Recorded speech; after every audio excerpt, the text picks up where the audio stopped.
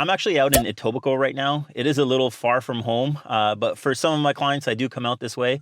So I'm just going to walk you guys through what I would typically do with a buyer visit and just kind of show you what I would be looking at. Well, the client's usually looking at all the pretty stuff. Live behind decisions I chose. Peaks feel good and the valleys get low. Chains for the tires in the rain, hail, snow. It's like this everywhere that I go, everywhere that I go.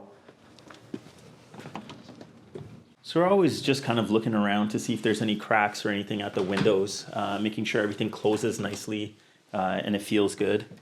Take off our shoes here. And then, like I said, the house looks beautiful, and a lot of my clients would be looking at all of this nice stuff. Well, we're coming around and we're looking at all the windows, making sure that everything looks good, that there is no gas in between the window panes. We're also coming out over here to just kind of take a look at the appliances. Sometimes I start turning them on and making sure that everything looks good. These are brand new, so I'm not really going to start to play around with them too much. A lot of times I kind of open this up over here just to make sure that the sink, the drain and everything else looks okay. There's no leaks or anything. Another section I always want to look at is also like the laundry area over here. Making sure that we could see like a proper vent system kind of going up and around there, and that everything looks nice there. We're going to take a look at also all of the bedrooms. There's two out this way. So we're going to take a look at the bedrooms again. We're going to be looking at the windows. And as we're going to go through the whole house, I'm always going to be kind of looking up at the ceiling as well to see if we can see any kind of like water leaks or any kind of damages that we have, like we could see. Another thing is that it depends on how someone takes care of their property. And of course you can kind of touch these things up before you list it, but I'm always looking at like the caulking around the bathtubs, making sure that everything looks good. There's no signs of mold. It just kind of goes to show that the property is well taken care of. Nothing here that sticks out at me. The windows look good. There's no leaks over here. Same thing goes for this room over here. Just look at the ceilings, make sure everything looks fine. The windows look good over here as well. There's a lot of stuff that we could try to catch before a home inspection and even show our clients before they even put an offer in, so they can kind of get an idea of what they would be looking at. So again, I'm just scanning the ceiling. It might be hard to tell, but we could kind of see, I think, maybe like a joint over here or whatever. It's not that bad. This is very kind of common. Probably wouldn't have even noticed it, but it looks okay. Windows here look okay. All right, go check this out here. I always kind of just wanted to see, making sure that these things open and close properly. It has like this nightstick here. Loose handle a bit. Okay, we'll check out the downstairs area.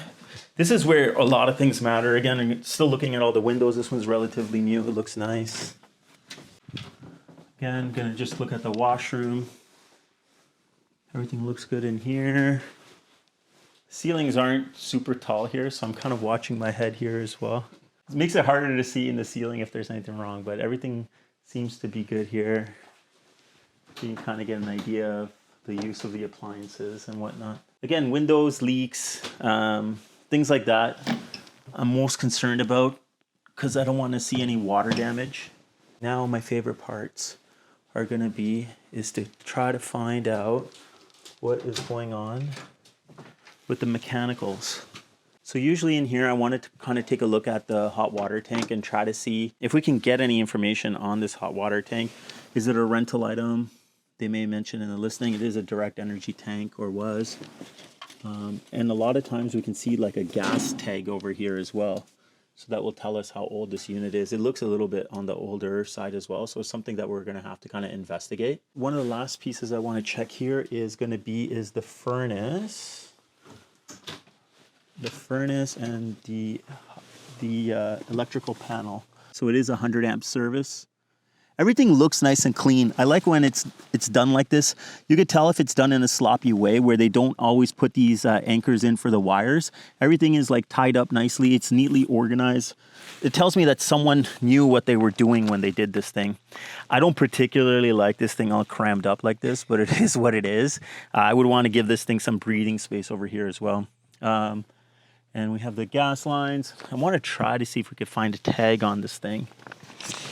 I don't see one, so it's something we're gonna have to check. They have a pre-list on this, so we're gonna have to check and ask the agent about it. But generally, these are the things I'm looking for. So mostly I want to kind of go around the house. I want to take a look at the windows. I want to look at the ceiling to see if there's any leaks. Appliances, yeah, I want to take a look under the sinks to see if there's any leaks over there as well. And then most of the stuff is going to be in the basement most of the time, which is going to be is the electrical. Make sure that it looks neat and no amateurish kind of wiring has been ran. Try to check the furnace to see how old it is, when it was last cleaned, or where the gas tag is for like when it was actually installed. That would be a good idea. And the hot water tank.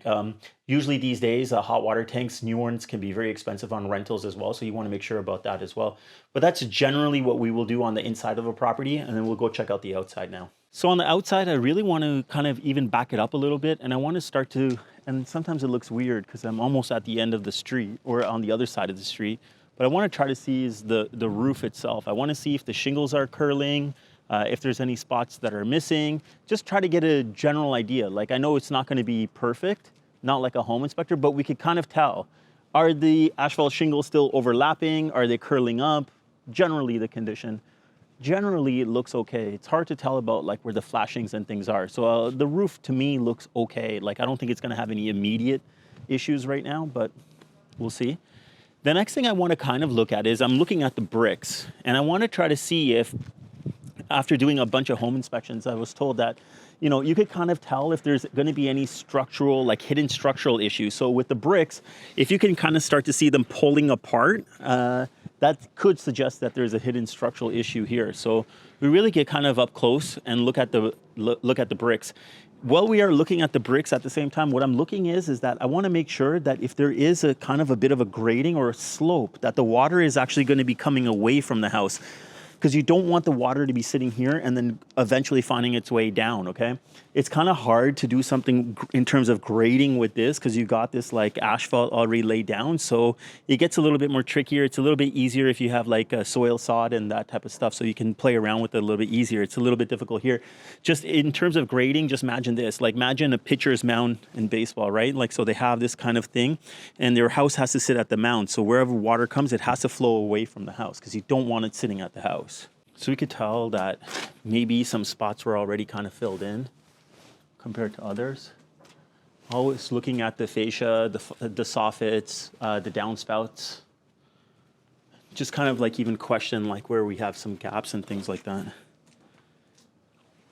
See, grading here is very important as well because of this window. It's very close to the grade here.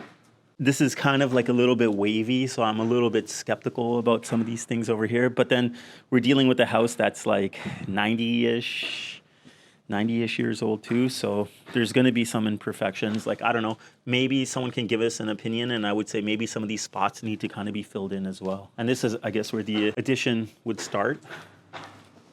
You see, you got completely different bricks, which look a lot more uniformed.